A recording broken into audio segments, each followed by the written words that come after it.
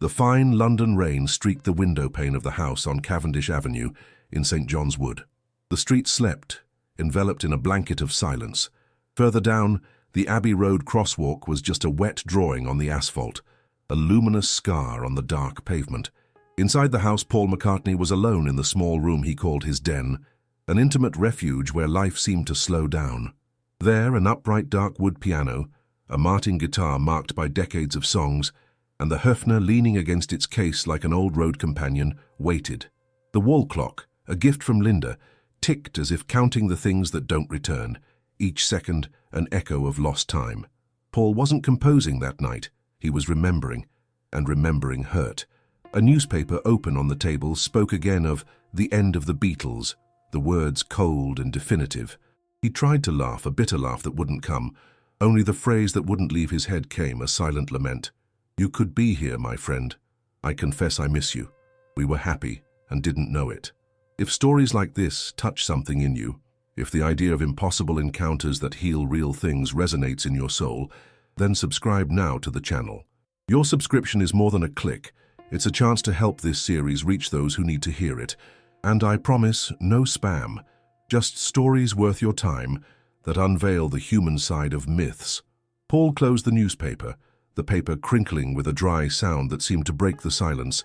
He poured himself some tea, the warm steam rising in a spiral, and slumped onto the piano stool. He played 2 notes, a solitary chord that dissolved into the air. The notes died in the ceiling, and silence returned, heavier than before.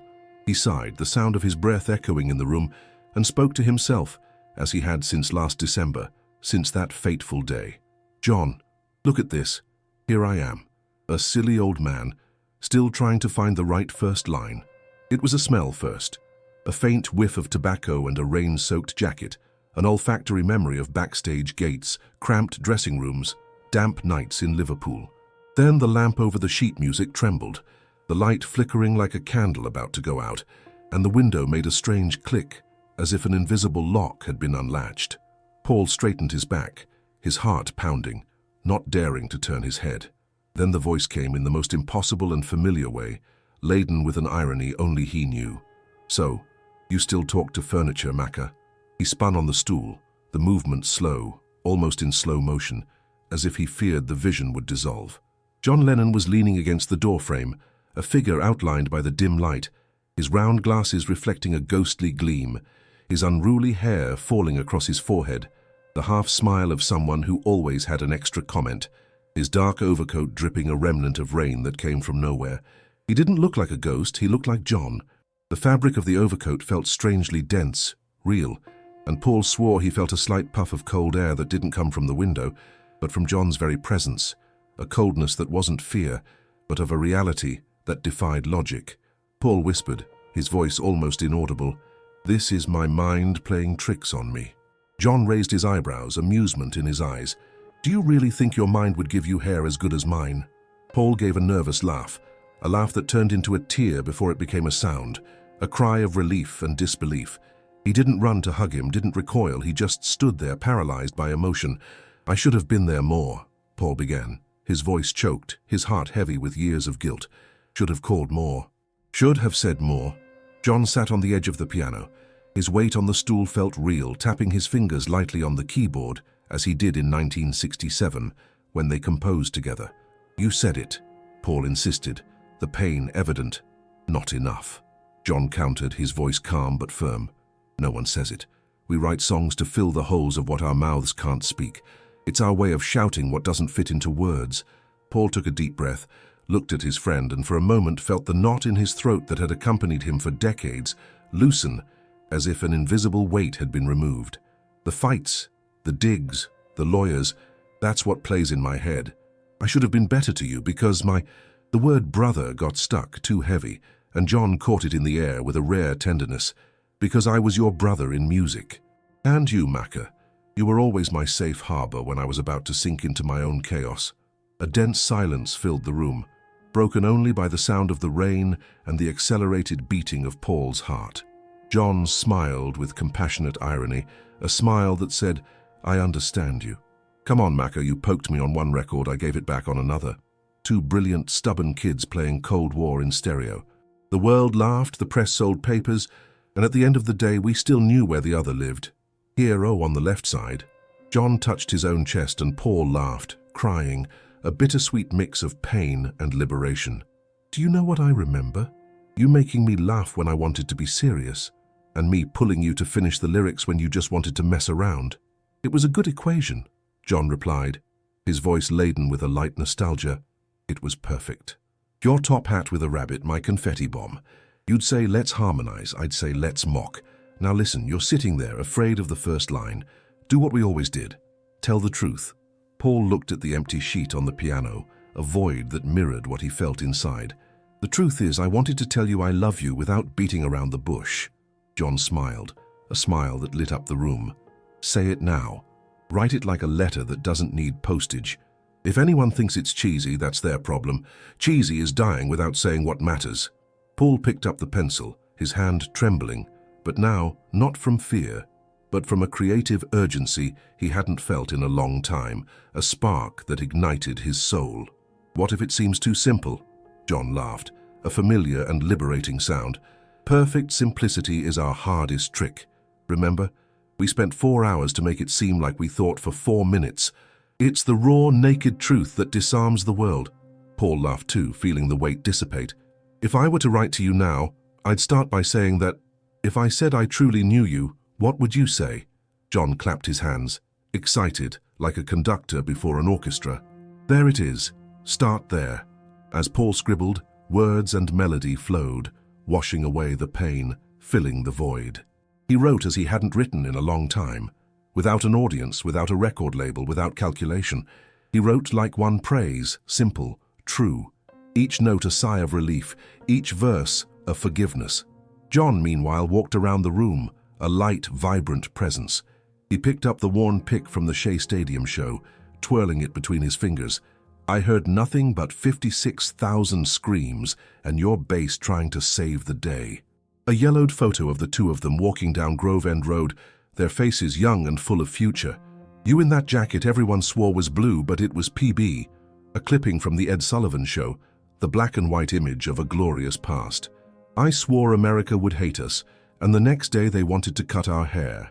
They spoke of India, of Hamburg, of nights when there were only guitars bigger than their own dreams, and the promise of a future they could barely conceive. They laughed as if they were back sharing the same world, the same youth, the same musical soul. Paul read aloud, his voice faltering, not hiding the tears that streamed down, not caring about the vulnerability. John listened with his head down, smiling faintly, a smile of approval and understanding.